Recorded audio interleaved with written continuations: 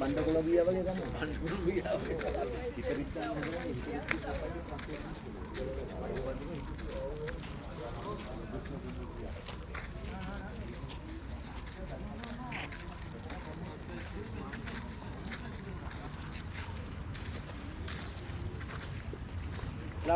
මේක තමයි පළවෙනි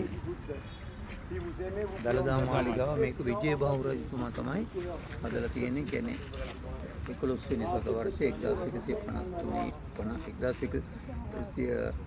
1155 ඉඳලා 1110 වෙනිදා රජ කරපු විජය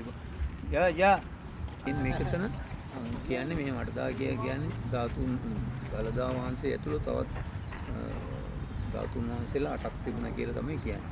ඒකට මේකෙත් තට්ටු දෙකක් තිබිලා තියෙනවා. දැන් දළදා වහන්සේ 3 වෙනි සතවර්ෂයේදී අනුරාධපුරයේ තිස්සිරි මහ රජතුමාගේ කාලේ තමයි හේමමාලා සහ දන්ත කුමාරයා දළදා වහන්සේ ලංකාවට වැඩමුණා. ඒ වැඩමුණාට පස්සේ එදා ඉඳලා දළදා වහන්සේ රාජ්‍යත්වයේ සංකේතය බවට පත් වෙනවා. ඒකට ඒක තමයි බෞද්ධයන්ගේ උතුම්ම පූජනීය වස්තුව බවටත් පත් වෙනවා. ඒකට දළදා වහන්සේ නැතුව රජතුමාට රාජ්‍යත්වය තහවුරු කරගන්න බෑ. ඒ නිසා රජතුමා හැම විටම මේක ආරක්ෂා කරන්නේ. ඒකට ඒකේ චාරිත්‍රය තමයි කියන්නේ මාලිගාවට ආසන්නයේම දළදා මාලිගාව ඉදි කරගන්නේ. ඒකට මේක දළදා වහන්සේ මෙතන තැන්පත් කරලා මේකේ ආරක්ෂාව සපයලා තියෙනවා. අර දිලාලිපියේ කියන්නේ දෙමළ භාෂාවෙන්. වේලයිකාර කියන හමුදාව තමයි මේකේ ආරක්ෂාව සපයලා තියෙන්නේ. දේවසේන රාජ් කියන අමාත්‍යවරයෙක් තමයි මාලිගාව හදලා තියෙන්නේ. ඒකට උපදෙස් දීලා තියෙන මේකට හැමදාම වාර්ෂිකව මේත්‍රා මංගල්‍ය කියලා උත්සවය පවත්වලා දළදා වහන්සේට පුද සත්කාර කරලා තියෙනවා. දැන් ඒක තමයි තාමත් නුවර පෙරහැර පවත්වන්නේ. ඒ වගේ හැම කාලෙකම ඒ වාර්ෂිකව ඒක සිදු කරලා තියෙනවා. ඒකට මේ ශිලාලේඛනේ පොළොන්නරුව හඳුන්වලා තියෙන්නේ පුලනරි කියලා. පුලනරි කියලා මේ ශිලාලේඛනේ හඳුන්වලා තියෙන දෙමළ භාෂාවෙන්. එතකොට 8 වෙනි සතවර්ෂයේ සීගිරියේ අර පෘතුගීලියනේ මේකේ ලියලා තියෙන්නේ පොළොන්නරු කියලා. එතකොට සමහර වෙලාවට පොළොන්නරු කියන එක අර මුල් වචනේ දැන් පොළොන්නරු බවට පරිවර්තනය වුණා කියලා තමයි විශ්වාස කරන්නේ. එතකොට මේ දළදා මාලිගාව ඒ විදිහට තමයි හදලා තියෙන්නේ.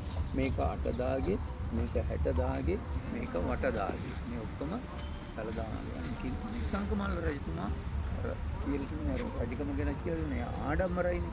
එයා කැමති නැහැ වෙන කෙනෙක් හදපු එකක් පාවිච්චි කරන්න. ඒ නිසා තමයි එයා මේක හදලා අලුතෙන් 60 දාගේ කියලා නම දැම්මේ.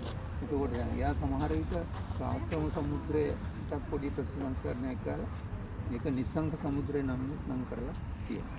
එයා ශිලාලේඛන ලියලා තියෙන ආකාරයට. එතකොට මේක තමයි නිස්සංක ලතා මණ්ඩපය. ඉතින් මේක අර හදන තියෙනවා මේක ෆොටෝ එකක් මේකක් දාලා මේ කණු උඩ හදන ගේකට තමයි මණ්ඩපය කියලා කියන්නේ. එතකොට මේකේ අර නද ස්තූපයක් තියෙන්නේ. කොත් වහන්සේ හතරස් කොටුවේ ඉඳලා නැහැනේ. ඒක උඩ තමයි ධාතු කරඬුව තැන්පත් කරන්නේ. ඒතකොට ඒක සම්පූර්ණ චෛත්‍යයක් බවට පත් වෙනවා. ඒක වටේ ඉඳලා තමයි භික්ෂුන් වහන්සේලා පිරිත් කියලා තියෙන්නේ. බෞද්ධ පොතපත කියවලා තියෙන්නේ. ඒකේ වටේ ඉඳගෙන. ඒතකොට මේ ලතා කියන්නේ අපි සාමාන්‍ය කාන්තාවකට කියන නම. අනිත් එක තමයි අර වැල් වලට ලතාන් කියන්නේ අර පිලස්තීන් අර වැල් වගේ නිසා තමයි ලතා මණ්ඩපය කියලා කියන්නේ. අපි යන් අතෙන් අර බලන්න.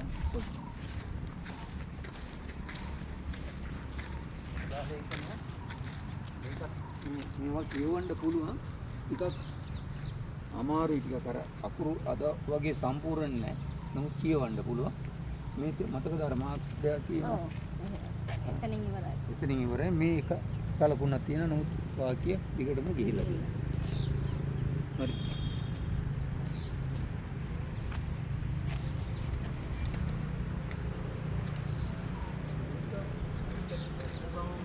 හින්දු දේවාලයක් තියෙනවා. ඔක්කොම හින්දු ආවාසය ලැබලා තියෙනවා. මොකද මේක හදනකොට හින්දු කියන්නේ ආර්කිටෙක්චර්ලා තමයි ශිල්පීන් තමයි ගොඩක් යොදාගෙන තියෙන්නේ. නමුත් ඔක්කොම නමුත් මේක බුදු ගයක් ආක්‍රම බහු රජතුමාගේ මහින්ද කියලා ඉගෙනලා තියෙනවා. එයා තමයි මේක හදුවයි කියලා කියන්නේ.